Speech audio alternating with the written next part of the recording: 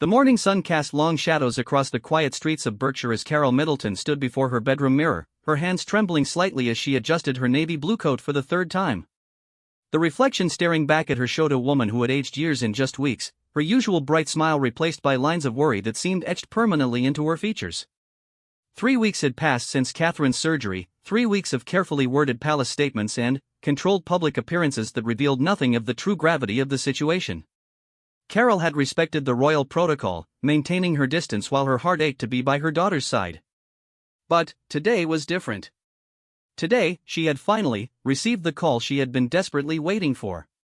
Michael emerged from the ensuite bathroom, his face reflecting the same mixture of anxiety and relief that had become their constant companion. He moved to stand behind his wife, placing gentle hands on her shoulders as they both stared at their reflection in the antique mirror that had belonged to Carole's grandmother. "She asked for us," Carole whispered, her voice barely audible even in the quiet of their bedroom. "After all this time, she finally asked for us." Michael nodded, understanding the weight of those simple words. In the carefully orchestrated world of the royal family, personal desires often took a backseat to protocol and public perception. For Catherine to specifically request her parents' presence meant something had shifted, something that made family more important than formality. The drive to London felt both endless and too short. Carole found herself memorizing every detail of the familiar route, as if storing up memories against an uncertain future. The rolling hills of the Berkshire countryside gradually gave way to the suburbs, then to the bustling streets of the capital where life continued its normal rhythm, oblivious to the personal drama playing out in the back seat of their modest sedan. James had offered to drive them, but Carole had declined. She needed this time with Michael, needed the quiet intimacy of their shared worry and hope. Their youngest son meant well, but his nervous chatter would have been unbearable today. Pippa was already at the hospital, having flown in from her own family obligations the moment the call came. As they navigated through increasingly heavy traffic, Carole's mind drifted to the last time she had seen Catherine before the surgery. It had been at the annual Christmas gathering at Sandringham, a tradition that had become as natural as breathing over the years since Catherine's marriage to William. Her daughter had seemed quieter than usual, more thoughtful, but Carole had attributed it to the usual pressures of royal life during the holiday season. Now, looking back, she wondered if there had been signs she had missed, symptoms that Catherine had hidden behind her characteristic grace and determination. The thought made her stomach clench with a familiar guilt that had become her unwelcome companion over the past weeks. The London clinic appeared ahead of them, its discreet elegance a stark contrast to the NHS hospitals where most families would find themselves in similar circumstances. But even royal privilege couldn't erase the fundamental human experience of fear, hope, and love that brought families together in times of crisis. Michael pulled into the designated parking area, their arrival having been carefully coordinated to avoid the ever-present photographers who lurked around any location connected to the royal family. The security team had briefed them thoroughly on the procedures, the routes to take, the protocols to follow. But none of that preparation had touched the emotional reality of walking through those doors. Carole's legs felt unsteady as she stepped out of the car. The crisp February air bit at her face, a sharp reminder that winter was far from over. She pulled her coat tighter around her, less against the cold than against the overwhelming surge of emotions threatening to break free. The private entrance was marked only by the discreet presence of 2 protection officers who nodded respectfully as Michael and Carole approached. Inside, the hospital's atmosphere was hushed, almost reverent, with thick carpets and muted lighting that spoke of discretion and expensive care. A senior staff member, impeccably dressed and speaking in carefully modulated tones, guided them through corridors that seemed to stretch endlessly. Carole found herself counting her steps, a nervous habit from childhood that she thought she had long outgrown. 147 steps to the lift, 23 floors up, then another 62 steps down a corridor lined with original artwork. With each step, the reality of the situation became more concrete, more unavoidable. This wasn't another carefully stage-managed royal event where everyone knew their roles and the outcome was predetermined. This was raw, unscripted life where love mattered more than protocol and where a mother's heart could break regardless of titles or traditions. The corridor seemed to grow quieter as they approached Catherine's private suite. Even the soft background noise of hospital life faded away, leaving only the sound of their footsteps on the polished floor and the thunderous beating of Carole's heart in her ears. William appeared before they reached the door, his tall frame filling the doorway of a small waiting room. The sight of her son-in-law brought fresh tears to Carole's eyes. Gone was the confident prince the world was used to seeing.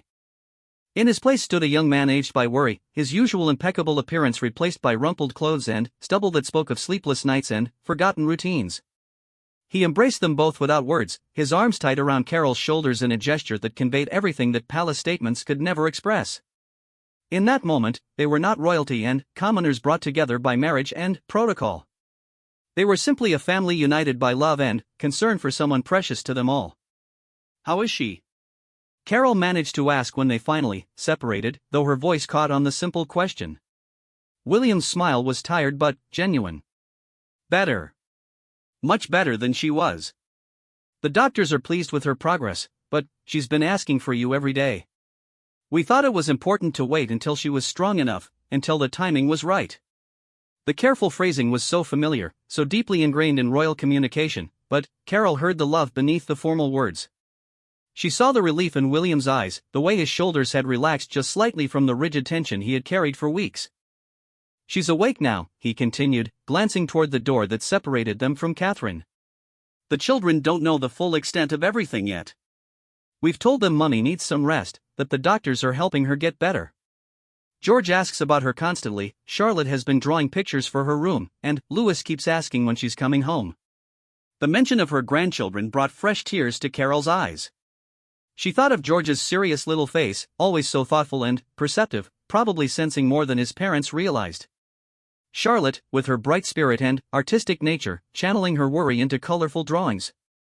And little Louis, too young to understand why his world had suddenly shifted but old enough to feel the change in the adults around him. "They need her," Carole said simply, the words carrying all the weight of a grandmother's understanding. "She knows," William replied. "It's what's driving her recovery. The doctors say her determination is remarkable, but those of us who know her best aren't surprised." A soft knock on the waiting room door interrupted them, and a nurse appeared with the gentle efficiency that marked the best medical professionals. "The princess is ready for her visitors now," she said, her voice warm but professional. Carole felt her heart stop, then start again with a rhythm that seemed to echo through her entire body. After 3 weeks of waiting, wondering, and worrying, she was finally going to see her daughter. The anticipation was almost unbearable. They followed the nurse down the corridor, their footsteps muffled by the thick carpet. The door to Catherine's room was marked only with a small number, giving no indication of the momentous personal drama contained within. William paused with his hand on the door handle, turning back to them with an expression that mixed hope with caution. "She's still recovering," he said quietly. "She tires easily, and some days are better than others. But she's fighting, and having you here means everything to her." Carole nodded, not trusting her voice to remain steady. Beside her, Michael squeezed her hand, his own fingers cold and slightly trembling. The door opened, and Carole stepped into a room filled with soft afternoon light filtered through tall windows. The space had been transformed from a sterile hospital room into something approaching a comfortable sitting room, with fresh flowers, personal photographs, and the children's artwork creating an atmosphere of warmth and love. But all of that faded into the background the moment Carole saw Catherine. Her daughter was sitting up in bed, supported by carefully arranged pillows, her dark hair pulled back in a simple style that emphasized the delicate structure of her face. She was thinner than Carole remembered, her cheekbones more pronounced, but her eyes held the same warmth and strength that had always been Catherine's defining characteristics.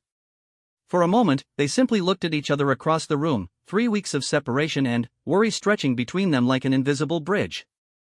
Then, Catherine smiled, that radiant expression that had captured the world's attention but belonged first and always to her family. "Mummy," she said, her voice soft but clear, and, in that single word, Carole heard all the love, relief, and gratitude that formal royal statements could never convey. The careful composure Carole had maintained for 3 weeks finally crumbled. Tears that had been held back by sheer force of will began to flow freely as she moved toward her daughter's bedside, her steps quickened by a mother's instinct that transcended all considerations of protocol or proper behavior. This was what mattered. Not the titles, not the public scrutiny, not the carefully managed image that surrounded every aspect of royal life. This moment, this reunion, this affirmation that love conquers even the most challenging circumstances. As she reached Catherine's bedside, Carole felt the weight of 3 weeks of fear and uncertainty begin to lift from her shoulders. Her daughter was here, was healing, was surrounded by the love and care she needed to recover fully. The journey ahead might still be challenging, but they would face it together, as a family united by bonds stronger than any royal protocol. The afternoon light continued to stream through the windows, illuminating a scene of quiet triumph where love had indeed conquered fear, and where the simple word mummy had the power to heal hearts that had been broken by worry and separation. In that moment, in that room, they were simply a mother and daughter, grateful for the gift of being together again. Carole moved to Catherine's bedside with the careful urgency of a mother who had been denied access to her child for far too long. Her hands shook as she reached out, stopping just short of touching Catherine's face, suddenly, uncertain about what was safe, what was allowed, what might cause discomfort to her recovering daughter. Catherine saw the hesitation and smiled, the expression lighting up her pale features with familiar warmth. She reached out first, her own hand slightly tremulous but determined, bridging the gap between them with the simple gesture of taking her mother's fingers in her own. "I've missed you so much," Catherine whispered, her voice carrying a vulnerability that she rarely allowed the world to see. "Every day, I wanted to call you, to have you here, but the doctors said it was better to wait until I was stronger." The touch of Catherine's hand broke the last of Carole's reserves. Tears flowed freely now, 3 weeks of suppressed emotion pouring out in a torrent of relief, love, and overwhelming gratitude. She sank into the chair that had been placed beside the bed, never releasing her daughter's hand, as if physical contact could somehow make up for all the days of forced separation. "We respected your space," Carole managed between tears, her voice thick with emotion. "We wanted to come every day, but we understood that you needed time to heal, that there were protocols to follow. But it was the hardest thing I've ever done, staying away when all I wanted was to be here with you." Michael appeared at Carole's other side, his own eyes bright with unshed tears as he looked down at his daughter. Catherine turned toward him with a smile that was purely paternal, the special expression she had reserved for her father since childhood. "Daddy," she said simply, and Michael bent to kiss her forehead with infinite gentleness. "Hello, my darling girl," he replied, his voice steady but filled with emotion. "You gave us quite a scare." Catherine's laugh was soft but genuine. "I gave myself quite a scare too. But I'm getting better every day. The doctors say I'm ahead of schedule in my recovery, though some days it doesn't feel that way." She gestured weakly toward a side table laden with cards, flowers, and what appeared to be dozens of drawings in bright colors. "The children have been keeping me motivated. George writes me reports about his school lessons, Charlotte sends new artwork every day, and Louis dictates messages through William that always involve dinosaurs or football or both." The mention of her grandchildren brought fresh tears to Carole's eyes, but these were tears of joy rather than sorrow. She could picture each of them, their serious little faces as they worked on communications for their mother, channeling their worry into creative expressions of love. "George asked if he could visit," Catherine continued, her voice growing stronger as she talked about her children. "I had to explain that hospitals have special rules, that Mummy needs to get a bit better before hugs are safe." He nodded so seriously and said he understood, but I could see in his eyes that he was worried. He's always been so perceptive, so aware of things we think we're hiding from him. Carole squeezed Catherine's hand gently. "Children are more resilient than we give them credit for, but they're also more observant. George knows something important is happening, but he also knows that you're being taken care of, that people who love you are making sure you get better." "William has been incredible," Catherine said, her gaze moving toward the door where her husband had stepped out to give them privacy. "He's barely left the hospital except to see the children or handle the most essential duties. He sleeps in that chair most nights, despite everyone telling him he should go home and rest properly." The image of William keeping vigil in the hospital chair touched Carole deeply. She had watched him grow from the sometimes uncertain young man Catherine had fallen in love with at university into a devoted husband and father. But this crisis had revealed depths of dedication that went beyond duty or public expectation. "He loves you," Michael said simply. "Anyone can see that, but times like these show what love really means when everything else falls away." Catherine nodded, her eyes bright with emotion. "I know how lucky I am. Not just with William, but with all of you. There have been moments during this recovery when I felt so grateful for the family I was born into and the family I married into. Sometimes I think people see the royal aspect and assume everything else comes easily, but this has reminded me that love and support are the only things that really matter when life gets difficult." The afternoon light had shifted as they talked, creating patterns on the wall that danced with the movement of tree branches outside the window. The room felt suspended in time, removed from the outside world where photographers waited for glimpses and newspapers speculated about royal health. Here, they existed in a bubble of family intimacy that felt both precious and fragile. "Tell me about home," Catherine said suddenly, her voice carrying a longing that made Carole's heart ache. Tell me about ordinary things, about what you've been doing, about the garden and the neighbors and all the normal life that feels so far away right now." Carole settled back in her chair, understanding instinctively what Catherine needed. Not updates about public reactions or media coverage, but the comforting rhythm of everyday life that represented stability and continuity. "The snowdrops came up early this year," she began, her voice taking on the cadence of familiar conversation. "They're covering the bank by the kitchen window, thousands of them like tiny white bells. Your father photographed them every morning for a week, convinced he could capture the perfect shot for you." Michael smiled, slightly embarrassed but pleased. "I thought she might like to see them when she couldn't get outside herself. I know how she loves the first signs of spring." "The neighbors have been asking about you constantly," Carole continued. "Mrs. Henderson brought by a casserole every other day for the first week, convinced that worry was preventing us from eating properly. She was right, actually. Neither of us had much appetite while we were waiting for news." Catherine squeezed her mother's hand. "You've been worrying about me when you should have been taking care of yourselves." "That's what parents do," Carole replied simply. "We worry because we love, even when our children are grown and have families of their own. You'll understand better as George and Charlotte and Louis get older. The impulse to protect never goes away, even when protection is out of our hands." The conversation continued to flow in gentle streams, touching on family friends, local events, and the small details of life that had continued despite the crisis. Catherine listened hungrily to every word, as if storing up these glimpses of normalcy against the structured routine of hospital life. "Pippa sends her love," Carole said eventually. "She wanted to come today, but we thought it might be overwhelming to have too many visitors at once. She's been calling every day, ready to fly back from wherever her work takes her the moment you want to see her." "I'd like that," Catherine said softly. "Soon. When I'm a bit stronger, when sitting up for longer doesn't tire me out so much. It will be good to see her, to have some of her energy and optimism in this room." As if summoned by their conversation, a gentle knock on the door preceded William's return. He carried a tea tray, steam rising from what was obviously a fresh pot accompanied by proper cups and saucers rather than hospital service. "I thought you might like real tea," he said with a smile that was both apologetic and hopeful. "I know the hospital tea isn't quite the same as what you're used to." The simple gesture touched Carole profoundly. In the midst of everything else he was managing, William had thought about his wife's comfort and his in-laws' preferences. It was the kind of thoughtful care that spoke to his character and his understanding of what mattered in moments of crisis. Catherine's face lit up with genuine pleasure. "You remembered Earl Grey?" "I remembered everything," William replied, settling the tray on a side table and beginning the familiar ritual of preparing tea. "Milk first for your parents, sugar for your mother but not your father, and just a splash of milk for you when you're feeling well enough for caffeine." The domesticity of the scene felt almost surreal against the backdrop of hospital equipment and medical charts.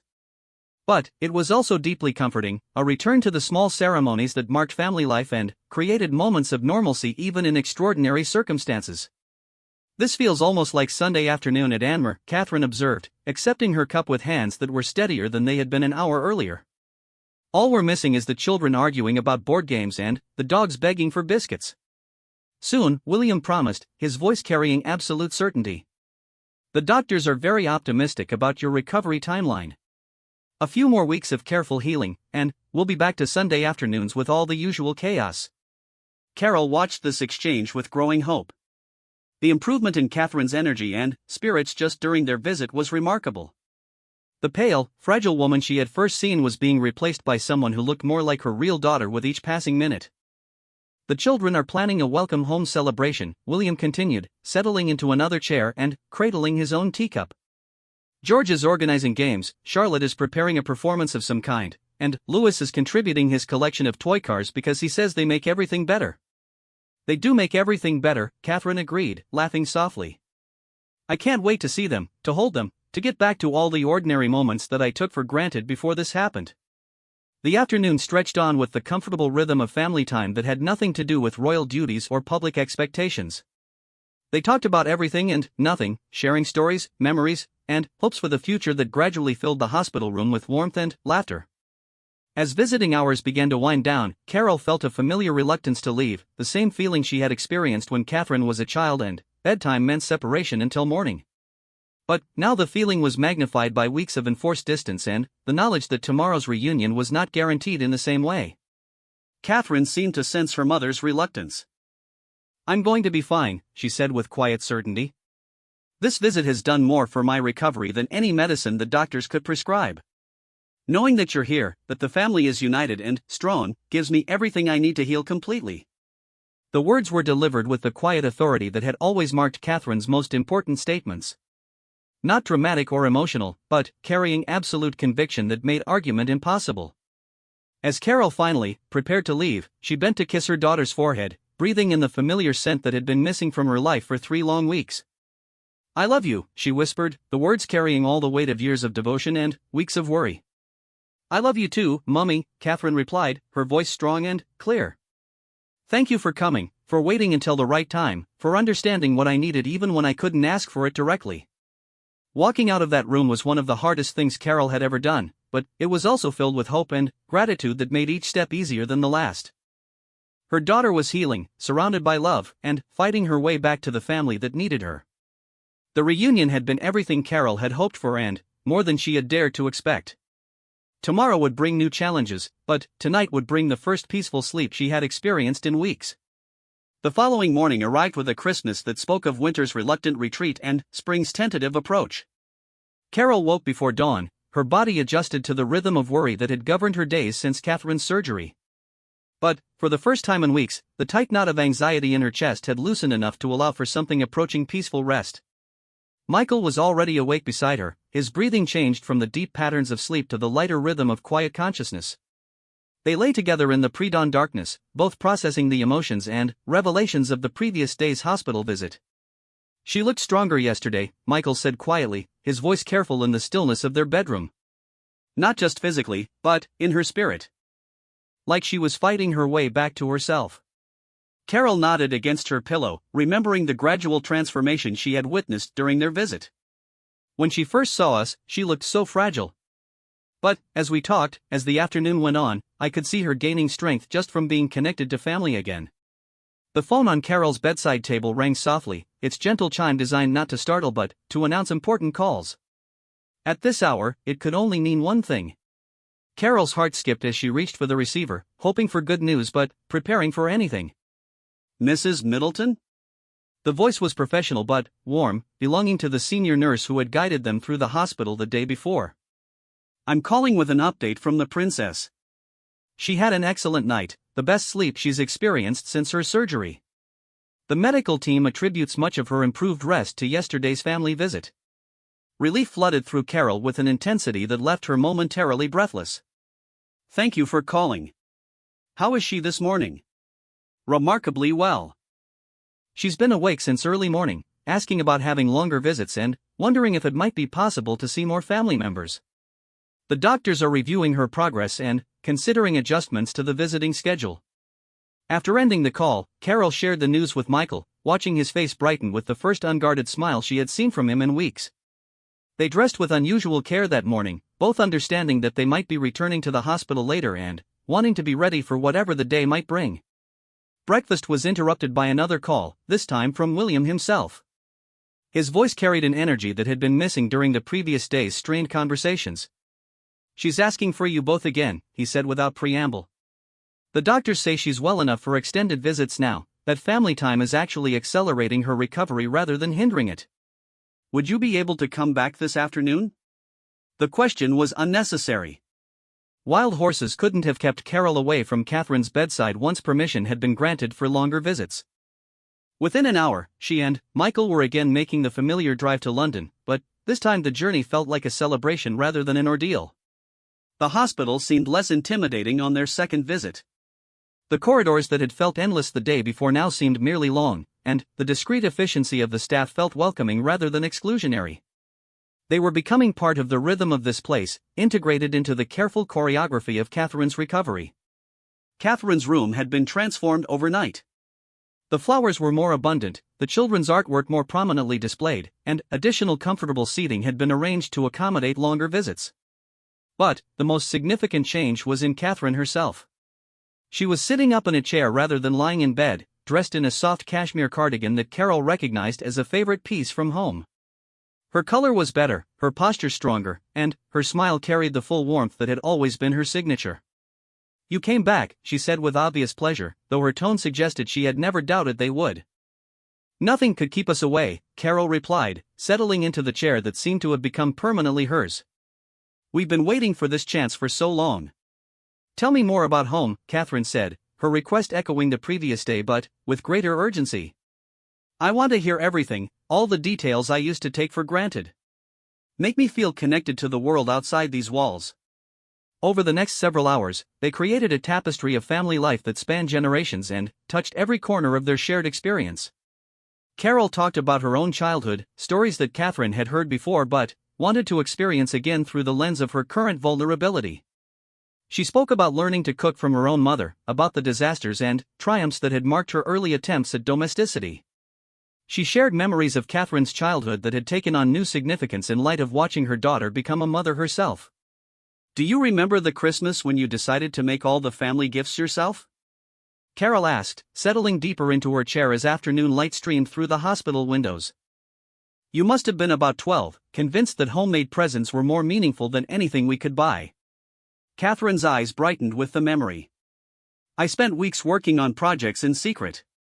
Embroidered handkerchiefs for you, a wooden box I decorated for Dad, knitted scarves for James and Pippa that were completely unwearable because I hadn't learned how to keep consistent tension." "Those scarves were treasures," Michael interjected with mock seriousness.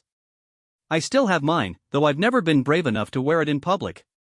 "You should have worn it," Catherine laughed, the sound filling the hospital room with warmth that seemed to emanate from the walls themselves.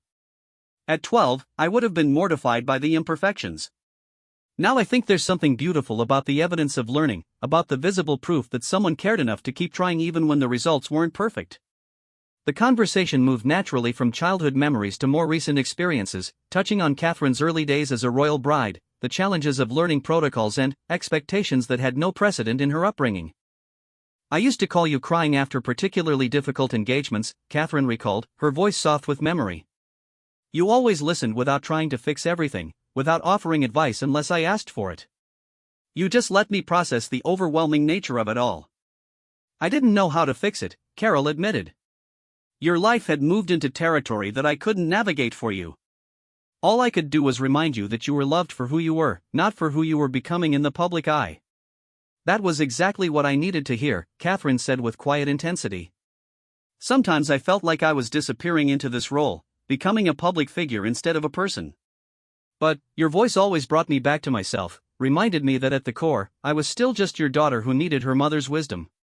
William appeared in the doorway carrying what appeared to be a folder of documents, but he paused when he saw the intimate nature of the conversation taking place.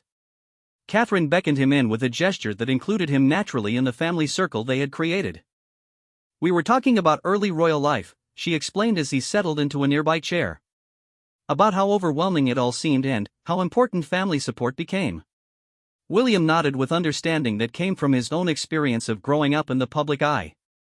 "I remember being amazed by how naturally you seemed to adapt, but I should have realized that natural-looking adjustment required enormous effort behind the scenes."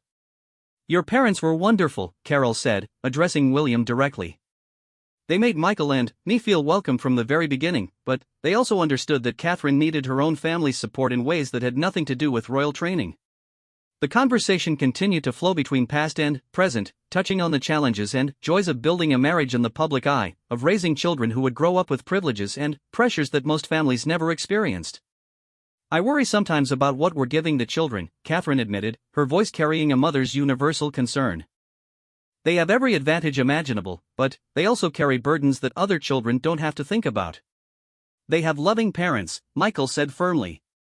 "That matters more than any external circumstances. Children can handle almost anything if they know they're loved unconditionally." "George asked me yesterday why there are always photographers around," William added, his concern evident. "I tried to explain about Mummy and Daddy's work, about public service, but how do you make a 7-year-old understand concepts that adults find complicated?" "You tell him the truth in age-appropriate ways," Carole suggested. "Children respect honesty, even when they don't fully understand all the implications. George is old enough to know that your family has special responsibilities, that people pay attention to what you do because they care about the country and the monarchy." He also needs to know that he's valued for himself, not for his position, Catherine added. That his worth comes from his character and his choices, not from accidents of birth. The afternoon stretched on with the comfortable rhythm of family conversation that touched every aspect of their shared experience. They discussed practical matters like household management and children's schedules, deeper concerns about balancing public duty with private happiness, and dreams for the future that went beyond royal obligations. As the day progressed, Carole noticed that Catherine's energy seemed to increase rather than diminish with extended family time. Color continued to return to her cheeks, her posture grew stronger, and her voice gained the confident tone that had always marked her most content moments. "This is healing," Catherine said suddenly, as if reading her mother's thoughts. "Being able to talk freely, to remember who I am outside of this medical crisis, to feel connected to all the parts of my life that give it meaning. The doctors keep talking about physical recovery, but emotional and spiritual healing might be just as important." "They're all connected," Carole agreed. "We're not just bodies that need medical repair. We're people with relationships and histories and dreams that all play a role in how we heal from trauma." As evening approached, the hospital room took on a golden glow from the setting sun. The medical equipment that had seemed so prominent during their first visit had faded into the background, replaced by the warmth of family connection and the promise of full recovery that seemed more real with each passing hour. "Thank you for staying so long today," Catherine said as they began to prepare for departure. "For letting me remember who I am when I'm not being brave or strong or royal. Just Catherine, your daughter, someone who loves and is loved." "That's who you've always been to us," Carole replied, her voice thick with emotion. "Everything else is just the work you do, not who you are at your core." As they prepared to leave, Carole felt a lightness in her heart that had been missing for weeks. The hospital room no longer felt like a place of crisis and uncertainty. It had become a sanctuary where family bonds were strengthened and where healing happened not just in bodies, but in hearts and spirits as well. The drive home was filled with comfortable conversation about the day's revelations and hopes for the continued recovery that seemed more certain with each passing hour. Tomorrow would bring new opportunities for family time, for healing, and for the gradual return to the normal life they all cherished above any royal privilege or public attention. The reunion had exceeded every hope and prayer that had sustained them through the difficult weeks of waiting. Catherine was not just surviving her medical crisis, she was emerging from it with renewed appreciation for the family bonds that had always been her greatest source of strength and joy. The third week of extended hospital visits had established a rhythm that felt both precious and temporary. Each morning, Carole woke with anticipation rather than dread, knowing that the day would bring hours of meaningful time with Catherine. The transformation in her daughter's recovery had been remarkable, but, more than physical healing, there was a spiritual renewal happening that touched everyone who witnessed it. On this particular morning, Carole arrived at the hospital to find Catherine dressed in her own clothes rather than hospital attire, sitting by the large windows that overlooked a small garden where early daffodils were beginning to show their bright faces. The sight stopped her in the doorway, not because Catherine looked dramatically different, but because she looked unmistakably like herself again. "I convinced the doctors to let me have a real wardrobe," Catherine said with a smile that carried mischief alongside contentment. "Hospital gowns were serving their purpose, but I needed to feel like a person rather than a patient." The simple navy dress and cream cardigan were nothing extraordinary, pieces that Catherine had worn dozens of times before. But, in this context, they represented a declaration of returning normalcy, a step toward the life that waited beyond these carefully controlled walls. "You look beautiful," Carole said, settling into what had become her regular chair. "More like yourself than you have since this all began." "I feel more like myself," Catherine admitted. "The doctors say I'm healing ahead of schedule, that family visits have accelerated my recovery in ways they didn't expect. They're talking about discharge planning now, about going home." The word home carried weight that went beyond its simple meaning. Home meant children's laughter in the hallways, dogs underfoot, the comfortable chaos of family life that had been suspended during these weeks of medical crisis. Home meant returning to the roles of wife and mother that defined Catherine more completely than any royal title ever could. "How do you feel about that?" Carole asked, studying her daughter's expression for any sign of anxiety or uncertainty. "Excited," Catherine replied without hesitation. "But also nervous.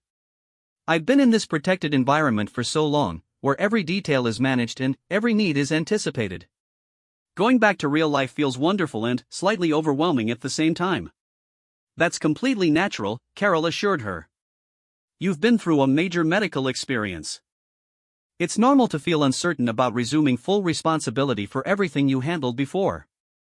As if summoned by their conversation about responsibility, William appeared with his arms full of folders and what appeared to be several official-looking documents. But his expression was light rather than burdened, suggesting good news rather than additional complications. "The children's schedules for next week," he announced, settling the paperwork on a side table with obvious satisfaction. "George has a school presentation about local history, Charlotte has a dance recital, and Louis has decided he wants to join the football club, though he's still too young for official membership." Normal life, Catherine said with deep contentment. The beautiful, ordinary complications of family schedules and children's activities. "I can't wait to worry about whether George has his history report finished or if Charlotte has practiced her recital piece enough." "They've missed you terribly," William continued, pulling out his phone to show a collection of recent photos. "George has been especially serious lately, asking detailed questions about your recovery timeline and whether you'll be well enough to attend his presentation. Charlotte has been channeling her energy into preparing something special for your homecoming, though she's being very secretive about the details." "And Louis?" Carole asked, thinking of her youngest grandson's irrepressible energy and simple view of the world. "Louis has been telling everyone at nursery school that his mummy is getting stronger every day and will be home soon for football in the garden," William replied with obvious affection. "He's drawn up what he calls training plans for getting you back to proper fitness levels. They mostly involve running around the garden and eating ice cream." The laughter that filled the room was genuine and healing, a sound that had been missing from all their lives during the long weeks of uncertainty. Catherine's face was animated with joy at the prospect of returning to the delightful complications of motherhood. "I want to hear about everything they've been doing," she said, settling back in her chair with the expression of someone prepared to savor every detail. "All the ordinary moments I've been missing, all the little developments that happen so quickly at their ages." For the next hour, William shared stories that painted a picture of three children adapting to their mother's absence with resilience and creativity. George had become more serious and helpful, taking on responsibilities that weren't quite appropriate for his age but which he handled with determined competence. Charlotte had thrown herself into artistic projects with even more enthusiasm than usual, creating gifts and decorations for Catherine's eventual homecoming. Louis had simply continued being Louis, his cheerful certainty that everything would return to normal serving as an anchor for the entire family. "They'd been sleeping in our bed most nights," William admitted with a slightly embarrassed smile. "I know we're not supposed to encourage that habit, but it seemed more important to provide comfort than to maintain perfect bedtime routines." "Absolutely right," Carole said firmly. "Rules are for normal times. During crisis, love and comfort matter more than consistency." "I'll join them in our bed for afternoon naps when I get home," Catherine added, her voice warm with maternal longing. "I want to make up for all the bedtime stories I've missed, all the morning snuggles that have been postponed." The conversation gradually shifted from immediate family concerns to broader questions about the future. Catherine spoke with growing confidence about her plans for resuming royal duties, but with a new perspective on the balance between public service and personal well-being. "This experience has clarified priorities in ways I didn't expect," she said thoughtfully. "I've always been committed to the charitable work and public engagements, but I understand now how essential it is to protect family time, to make sure that service to others doesn't come at the expense of service to my own children and husband." "That's wisdom that comes from experience," Michael observed. "Young people often believe they can do everything simultaneously. Maturity teaches us that choices have to be made, that some things matter more than others." "I want to be more selective about engagements," Catherine continued. "More focused on causes that truly matter to me rather than simply filling a calendar with appearances. This time away has shown me which activities I genuinely missed and which ones I attended out of obligation rather than passion." The afternoon brought another visitor, one whose arrival had been carefully coordinated but still came as a delightful surprise. Pippa appeared in the doorway carrying an enormous bouquet of spring flowers and wearing an expression of barely controlled excitement. "I couldn't wait any longer," she announced, rushing to Catherine's chair for an embrace that spoke of weeks of enforced separation. "I've been calling every day, getting reports from everyone, but I needed to see for myself that you were really getting better." The sisters' reunion was joyful and healing, filled with the easy intimacy of siblings who had supported each other through every major life transition. Pippa's energy seemed to infuse the room with additional warmth, her natural optimism providing perfect counterpoint to the more serious emotions that had dominated recent visits. "You look absolutely wonderful," Pippa declared, settling into a chair with characteristic enthusiasm. Much better than I expected, certainly better than the worried phone call suggested you would. I am wonderful, Catherine replied with conviction. Not completely healed yet, but genuinely wonderful. This experience has reminded me how much I have to be grateful for, how blessed my life is in all the ways that matter most. The conversation that followed touched on family news, mutual friends, and plans for the immediate future that included Catherine's gradual return to public life. But underneath the practical details ran a current of deeper understanding about the priorities and values that would guide future decisions. I want to spend more time at Anmer, Catherine said suddenly, referring to their country home where royal protocols were most relaxed and family life could unfold with greater privacy. The children are happiest there, William can decompress from official duties, and I feel most like myself when we're away from the formal expectations of royal residences. That sounds perfect, Carole agreed. Country life is good for children, good for marriages, good for anyone who needs space to remember what matters most. As the afternoon drew toward evening, the hospital room had filled with more people and more conversation than it had contained since Catherine's surgery. But, rather than feeling crowded or overwhelming, the space seemed to expand to accommodate the love and support that family presence provided. I need to tell you all something, Catherine said suddenly, her voice taking on the serious tone she used for important announcements. These weeks of recovery have been difficult in many ways, but they've also been a gift. Not the medical crisis, obviously, but the forced pause, the opportunity to step back from everything else and focus on what's essential. She looked around the room at the faces of the people who mattered most to her, taking in their expressions of love and concern and absolute commitment to her well-being. I've learned that I'm stronger than I thought, but also that strength doesn't mean handling everything alone. I've learned that family isn't just something nice to have when convenient, but the foundation that makes everything else possible. And I've learned that public service is important, but it should enhance rather than replace the private relationships that give life meaning. Those are valuable lessons, William said quietly, though I wish they could have come through easier circumstances. Maybe they couldn't have, Catherine replied thoughtfully. Maybe some insights only come through experiences that force us to examine our priorities and choices with complete honesty. The conversation continued as evening shadows grew longer, touching on hopes and dreams that extended well beyond immediate recovery concerns. They talked about the children's futures, about the legacy they wanted to leave, about the kind of family they wanted to be as years passed and circumstances changed. As visiting hours finally drew to a close, the farewell felt different from previous days. There was sadness at parting, but also excitement about the reunion that was now scheduled for the following week when Catherine would finally return home to resume her life with renewed appreciation for every ordinary blessing it contained. Thank you, Catherine said as they prepared to leave, her words encompassing far more than gratitude for a single visit. For loving me through this crisis, for reminding me who I am when medical circumstances threaten to define me, for being the family that makes everything else worth fighting for. The drive home was filled with quiet contentment rather than the emotional exhaustion that had marked earlier visits. Carole felt a deep sense of completion, as if a chapter of crisis and uncertainty was finally closing to make room for new chapters filled with health, happiness, and the precious ordinariness of family life that would never again be taken for granted. Tomorrow would bring discharge planning and the logistics of returning to normal life. Next week would bring the joyful chaos of children's schedules and royal duties resumed. But tonight brought peaceful sleep and dreams of a future that looked brighter than it had in weeks, illuminated by love that had proven stronger than any challenge that life could present. The hospital visits were ending, but the healing they had facilitated would continue for years to come, strengthening bonds that were already strong and creating memories that would be treasured long after the medical crisis had faded into distant history.